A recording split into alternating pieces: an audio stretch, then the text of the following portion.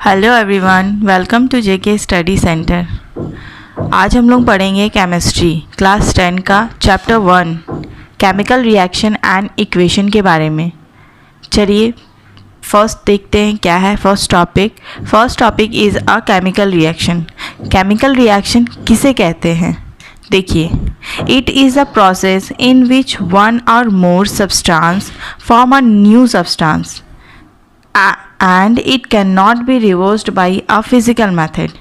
क्या बोल रहा है कि वैसा प्रोसेस जिसमें वन और मोर सब्सटेंस मिल करके एक नया सब्सटेंस बनाएंगे। जैसे एक से एक या एक से अधिक सब्सटेंस होंगे, ठीक है ना, और वो मिल करके क्या बनाएंगे? नया सब्सटेंस, जो कि क्या होगा? बिल्कुल भी पहले वाले सब्सटेंस से वो नया होगा। जो भी पहले जो भी चीज़ होगा उससे क्या बन जाएगा? एकदम हट करके नया सब्सटेंस बन जाएगा। और ये क्या होगा? It can not be reversed, मतलब हम लोग उसको रिवर्स नहीं कर सकते हैं फिज़िकल मेथड के द्वारा। कोई भी फिज़िकल मेथड जो कि आप लोगों ने प्रीवियस क्लास में पढ़ा ही होगा, सेंट्रीफ्यूगेशन मेथड, इन सब के द्वारा, बहुत सारे हैं, इन सब के द्वारा हम लोग उसको क्या कर सकते हैं? उसको रिवर्स करके हम लोग नहीं ला सकते उसके पोजीशन पे, ठीक है ना। ये क्या कहलाएगा? केमिकल रिएक्शन कहलाता है, ठीक है। आगे देखते हैं हम लोग characteristics of the chemical reaction के बारे में। बहुत सारे कैरेक्टरिस्टिक्स है केमिकल रिएक्शन की। जैसे कि एक केमिकल रिएक्शन जब होता है तो उसमें क्या क्या चेंजेस हो सकते हैं, ठीक है, उसमें क्या क्या कैरेक्टरिस्टिक्स हम लोग को देखने को मिलता है। जैसे कि फर्स्ट है evolution of the gas. Evolution of the gas, जब भी कोई नया सब्सटेंस बनता है तो उससे गैस निकल सकती है, ठीक है। Evolution of the gas. Change in the state, उसके स्टेट में भी चेंज हो सकता है। जो सब्सटेंस पहले जैसे जिस स्टेट में था उस स्टेट में वो नहीं रहेगा, उसमें वो चेंजेस हो सकता है। चेंज इन कलर, कलर में भी चेंज हो सकता है। सपोज हम लोग जो रिएक्शन ले रहे थे, ठीक है, केमिकल रिएक्शन ले रहे थे करने के लिए, पहले वो ब्लू कलर का था, बाद में वो रेड हो सकता है, ठीक है। चेंज इन टेम्परेचर, टेम्परेचर में भी चेंजेस हो सकते हैं, ठीक है। ये कुछ हो गया characteristics of the chemical reaction. आगे देखते हैं chemical reaction happen in our daily life. हम लोग डे टू डे लाइफ में हम लोग देखते हैं बहुत सारे ऐसे केमिकल रिएक्शन होते हैं। पहला है example, first example is digestion of food, भोजन का पचना, ठीक है। रेस्पिरेशन, सांस लेना। O2, जैसे कि सांस लेने में क्या करते हैं? O2 हम लोग इनहेल करते हैं, ठीक है, और CO2 हम लोग क्या करते हैं? एक्सहेल करते हैं, ठीक है। तो इसमें क्या होता है? फर्स्ट जो सब्सटेंस रहता है वो O2 रहता है, बट न्यू सब्सटेंस बन करके क्या बन जाता है? CO2 बन जाता है, ठीक है। रस्टिंग ऑफ आयरन, लोहे पर जंग लगना। देखे होंगे लोहे पर क्या हो जाती है? कोटिंग हो जाती है, जंग लग जाता है, ठीक है। तो उसमें भी वो लोहा पहले जैसा नहीं रहता है, इसीलिए हम लोग उसको क्या बोलते हैं? केमिकल रिएक्शन, और उसको हम लोग रिवर्स नहीं कर सकते हैं। फॉर्मेशन ऑफ कर्ड, दही का बनना। जैसे कि हम लोग मिल्क लिए, मिल्क से हम लोग क्या कर देते हैं? दही बना देते हैं, ठीक है ना। तो क्या दही से हम लोग रिवर्स कर सकते हैं मिल्क में? नहीं कर सकते हैं।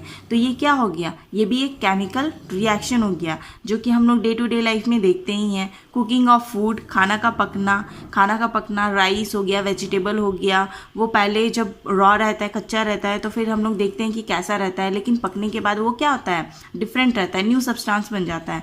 उसको हम लोग रिवर्स नहीं कर सकते हैं, इसीलिए ये सब क्या कहलाते हैं? केमिकल रिएक्शंस कहलाते हैं। चलिए आगे देखते हैं। केमिकल रिएक्शन में दो चीज़ बहुत इंपॉर्टेंट है। पहला तो रिएक्टेंट और दूसरा प्रोडक्ट। देखिए रिएक्टेंट किसे कहते हैं? Reactant the substance which combine और react are known as a reactant. देखिए रिएक्टेंट क्या होता है ना, ऐसा टेक पार्ट हम बोल सकते हैं कि रिएक्शन में रिएक्टेंट लेता है, ठीक है। जो सब्सटेंस हम लोग लेते हैं, ठीक है, वो रिएक्टेंट होता है, ठीक है। और प्रोडक्ट क्या होता है? जो the new substance produce in our reaction are known as product. जो नया सब्सटेंस हमारा बन जाता है ना, वो हमारा प्रोडक्ट कहलाता है, ठीक है। रिएक्टेंट को हम लोग लेफ्ट हैंड साइड में लिखते हैं, बट प्रोडक्ट को हम लोग क्या लिखते हैं? Always in the right hand side. Right hand side जो इक्वेशन होते हैं उसके लेफ्ट हैंड साइड में हम लोग रिएक्टेंट को लिखते हैं, और जो राइट हैंड साइड में हम लोग क्या लिखते हैं? प्रोडक्ट को लिखते हैं। चलिए एक एग्जाम्पल देख लेते हैं इसका। वैन हाइड्रोजन बर्न इन ऑक्सीजन, जब हाइड्रोजन को बर्न किए ऑक्सीजन के साथ, तो हमारा क्या बना, टू फॉर्म अ वाटर। देखिए ये है हमारा H2 हाइड्रोजन, ठीक है, गैसेस फॉर्म में, ऑक्सीजन, ठीक है, ऑक्सीजन गैसेस फॉर्म में, और ये हमारा मिल करके रिएक्ट करके क्या बन गया, वाटर बन गया, ठीक है। तो जो हमारा लेफ्ट हैंड साइड है, लेफ्ट हैंड साइड में हमारा क्या है, लेफ्ट हैंड साइड में हमारा देखिए H2 और O2 है, H2 और O2 है, ये दोनों हमारा रिएक्टेंट कहलाएगा, ठीक है। और ये रिएक्ट जो भी है रिएक्टेंट रिएक्ट करके हमारा क्या बन रहा है, एक प्रोडक्ट बन रहा है, ठीक है ना, वाटर बन रहा है, तो ये क्या कहलाएगा, प्रोडक्ट कहलाएगा। और ये किस साइड लिखा हुआ है, ये हमारे राइट हैंड साइड लिखा हुआ है, और ये हमारा क्या हो जाएगा, ये हमारा लेफ्ट हैंड साइड लिखा रहेगा। देखिए ये लेफ्ट हैंड साइड है जो कि हमारा रिएक्टेंट है, और ये राइट हैंड साइड है जो कि हमारा प्रोडक्ट है। आगे देखिए हम लोग देखते हैं केमिकल इक्वेशन के बारे में। Chemical equation the method of the representing a chemical reaction with the help of the symbol and the formula of the substance involved in it is known as a chemical equation। Chemical equation उसे कहते हैं जिसकी chemical reaction जब हम लोग करते हैं ना, तो हम लोग क्या करते हैं, केमिकल इक्वेशन में हम लोग सिंबल रिप्रेजेंट करते हैं और फार्मूला, इनकी हेल्प से हम लोग केमिकल इक्वेशन को लिखते हैं, ठीक है।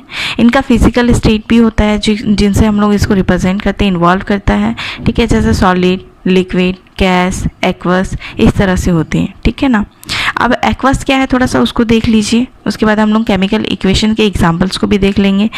It is a soluble solution in which a solvent is water. वैसा सब सॉल्यूशन जो कि पानी में क्या होता है, खुला होता है, जो पानी में जो घुला होता है ना, उस सब्सटेंस की हम लोग बात कर रहे हैं, और यहाँ सॉल्वेंट क्या होगा, वाटर हो जाएगा, ठीक है ना। अब केमिकल इक्वेशन को हम लोग रिप्रेजेंट किस तरह से करते हैं वो थोड़ा एग्जांपल के थ्रू देख लेते हैं, ठीक है। देखिए एग्जांपल क्या है, magnesium ribbon burn in air, air हम लोग ऑक्सीजन, एयर में ऑक्सीजन होता है इसीलिए वहाँ पे बोल सकते हैं गिव अस मैग्नीशियम ऑक्साइड। जब हम लोग मैग्नीशियम और ऑक्सीजन लिए, ठीक है, तो हमारा क्या हुआ, रिएक्ट करके क्या बन गया, मैग्नीशियम ऑक्साइड बन गया। देखिए मैग्नीशियम और ऑक्साइड ऑक्सीजन है, मैग्नीशियम और ऑक्सीजन यहाँ पे जब हम लोग रिएक्ट कर रहे हैं तो ये क्या कहला रहा है, ये लेफ्ट हैंड साइड है तो ये हमारा रिएक्टेंट कहला रहा है, और ये राइट हैंड साइड है तो हमारा प्रोडक्ट कहला रहा है। जब भी हम लोग केमिकल इक्वेशन को लिख रहे हैं तो क्या कर रहे हैं, कोई एक सिंबल ले रहे हैं, मैग्नीशियम का Mg होता है तो हम लोग Mg ले रहे हैं, ऑक्सीजन का O2 होता है तो हम लोग O2 ले रहे हैं, ठीक है, और मैग्नीशियम ऑक्साइड का हमारा क्या हो जाएगा, MgO। इस तरह से हम लोग क्या लिखते हैं, केमिकल इक्वेशंस को लिखते हैं। नेक्स्ट देखते हैं how to balance a chemical equation. देखिए बैलेंसिंग बहुत इंपॉर्टेंट है, और बैलेंसिंग क्यों करते हैं उसके बारे में ही पढ़ेंगे, पहले थोड़ा सा इसको देख लेते हैं, ठीक है ना। देखिए H2 यहाँ पे क्या है, हाइड्रोजन 2 है, और यहाँ क्या है, ये ऑक्सीजन 2 है, ठीक है। ये हमारा किस साइड लिखा हुआ है, ये हमारा लिखा हुआ है लेफ़्ट हैंड साइड में। तो पहले लिख लेते हैं कि कौन कौन कितना है, ठीक है। हाइड्रोजन हमारा 2 है तो 2 लिख लिए, ऑक्सीजन हमारा कितना है, 2 है तो इसको भी हम लोग 2 लिख लेते हैं। राइट हैंड साइड में हम लोग देखते हैं कितना कौन कौन है। राइट हैंड साइड में हमारा क्या है, हाइड्रोजन 2 है, ऑक्सीजन हमारा क्या है, 1 है। तो हम लोग को क्या करना पड़ेगा, देखिए ये साथ में है, एक चीज़ का ध्यान रखिएगा, ये साथ में है, इसीलिए जब भी आप एक पे मल्टीप्लाई नहीं कर सकते हैं, ठीक है। और रिटर्न करने का भी बहुत तरीका होता है कि आप सपोज़ यहाँ पे नहीं लिख सकते हैं, O2 के नीचे नहीं लिख सकते हैं, आपको मल्टीप्लाई करना पड़ेगा तो आगे ही रिटर्न करना पड़ेगा। यहाँ देखिए O हमारा 1 है, लेकिन इधर ऑक्सीजन हमारा क्या है, 2 है, हाइड्रोजन हमारा क्या है, यहाँ पे इक्वल है, ठीक है ना। तो ऑक्सीजन को हम लोग को क्या करना है, इक्वल करना है, बैलेंस करना है, ठीक है। तो बैलेंस कैसे करेंगे, हम यहाँ का मल्टीप्लाई कर सकते हैं 2 से इसको। जब यहाँ पे हम 2 से मल्टीप्लाई करेंगे तो ये क्या हो जाएगा, 2 हो जाएगा। बट ये हम 2 यहाँ पे भी नहीं लिख सकते हैं, ना ही हम यहाँ लिख सकते हैं, ये क्या हो जाएगा, रॉन्ग हो जाएगा। हमारा क्या, यहाँ पे नहीं लिखेंगे, यहाँ नहीं लिखेंगे तो फिर क्या लिखेंगे, तो यहाँ पे लिखेंगे हम 2। अब जब यहाँ लिखेंगे 2 तो ये 2 ये ऑक्सीजन को तो मिल जाएगा, लेकिन ये हाइड्रोजन को नहीं, ये हाइड्रोजन को भी मिलेगा।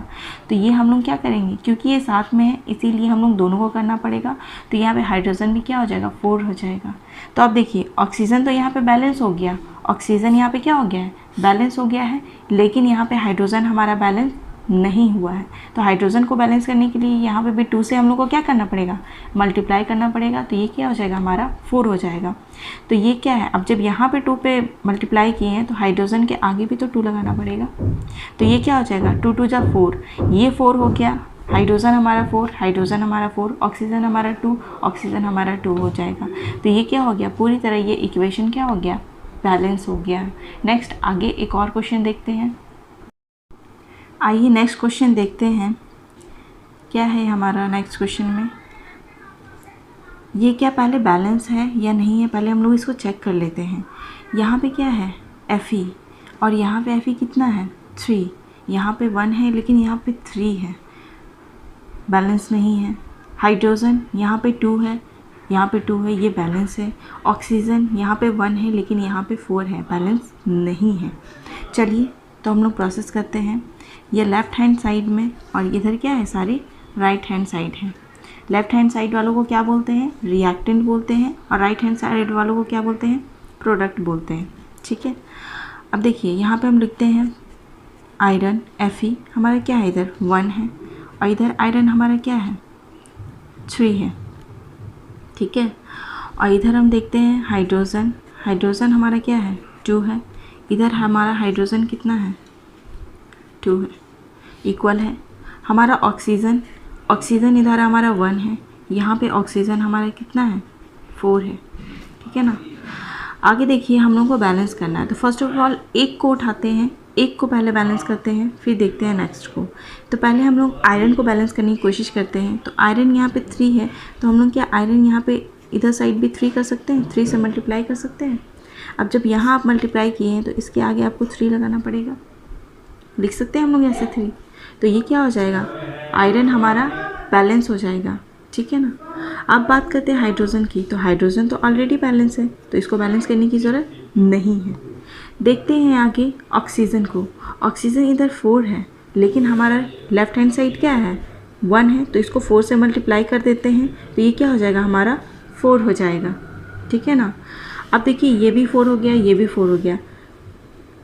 तो ये 4 हम लोग कहाँ पे करेंगे, यहाँ पे तो मल्टीप्लाई कर दिए, तो इधर रिटर्न करेंगे तो यहाँ लिखेंगे ना, यहाँ नहीं लिख सकते, यहाँ पे भी नहीं लिख सकते हैं, तो हम लोग इसके आगे लिखेंगे। जब इसके आगे हम लोग 4 लिखेंगे तो ये इसके साथ हम लोग मल्टीप्लाई करेंगे ना, इसके साथ भी तो मल्टीप्लाई हो जाएगा। क्या हो जाएगा, 4 मल्टीप्लाई हो जाएगा। तो ये क्या हो जाएगा, 4 2 जा 8 है ना, और ये क्या हो जाएगा, 4 का 4 हो जाएगा, ऑक्सीजन 4 हो जाएगा। तो ऑक्सीजन तो बैलेंस हो गया, लेकिन हमारा हाइड्रोजन फिर से क्या हो गया, गड़बड़ा गया, बैलेंस अनबैलेंस हो गया बोल सकते हैं। ठीक है, अब यहाँ पे हम क्या करेंगे, इसको भी 4 से मल्टीप्लाई कर देंगे। तो जब 4 से मल्टीप्लाई करेंगे तो ये भी क्या हो जाएगा, 8 हो जाएगा। अब यहाँ बैलेंस हो जाएगा, लेकिन ये 4 से जब आप मल्टीप्लाई किए हाइड्रोजन को तो यहाँ पे भी तो आपको 4 से मल्टीप्लाई करना पड़ेगा, 4 लिखना पड़ेगा। तो ये 4 2 जा 8 हो जाएगा और सब कुछ आपका बैलेंस हो जाएगा। अब देखिए आयरन यहाँ पे 3 है, Fe यहाँ पे 3 है। ठीक है, यहाँ पे हाइड्रोजन 4 2 जा 8, 4 2 जा 8, ऑक्सीजन 4 इसके साथ मल्टीप्लाई होता है तो ये 4 हो गया, और यहाँ पे ऑक्सीजन क्या हो गया, 4 हो गया। ये कंप्लीट क्या हो गया, आपका बैलेंस हो गया इक्वेशन। आप बैलेंस नीचे भी लिख सकते हैं, Fe + 4H2O gives Fe3O4 gives 4H2O। ये आपका बैलेंसिंग रिएक्शन हो जाएगा, इक्वेशन आपका। ठीक है, नेक्स्ट देखिए, why do we need a balance a chemical equation. हम लोग आखिर बैलेंस करते ही क्यों हैं, हम लोग को ज़रूरत पड़ता ही क्यों है केमिकल इक्वेशन को बैलेंस करने के लिए। देखिए, law of conservation of the mass कहता है matter can neither be created nor be destroy in a chemical reaction. जब भी हम लोग केमिकल रिएक्शन करते हैं ना, तो उसमें कोई भी मैटर क्रिएट नहीं होता है और ना ही कोई मैटर वहाँ से डिस्ट्रॉय होता है। ये केमिकल रिएक्शन में हम लोग, ये law of conservation of mass कहता है। इसीलिए हम लोग को केमिकल इक्वेशन बैलेंस करने की ज़रूरत पड़ती है। So the number of the element involve in the chemical reaction should be remain same as reactant and the product. इसीलिए जब भी हम लोग केमिकल रिएक्शन करते हैं तो जो रिएक्टेंट के साइड में जो नंबर रहते हैं वो सेम रहते हैं जो कि प्रोडक्ट साइड में रहते हैं। ठीक है। आई थिंक आपको केमिकल इक्वेशंस के अभी तक के सारे टॉपिक्स क्लियर हो गए होंगे। आगे हम लोग बात करेंगे नेक्स्ट पार्ट में chemical type of chemical reactions के बारे में। अगर ये वीडियो अच्छी लगी हो तो प्लीज़ सब्सक्राइब कर लीजिएगा एंड लाइक कीजिएगा, और कोई प्रॉब्लम हो तो प्लीज़ कमेंट कीजिएगा। Thank you.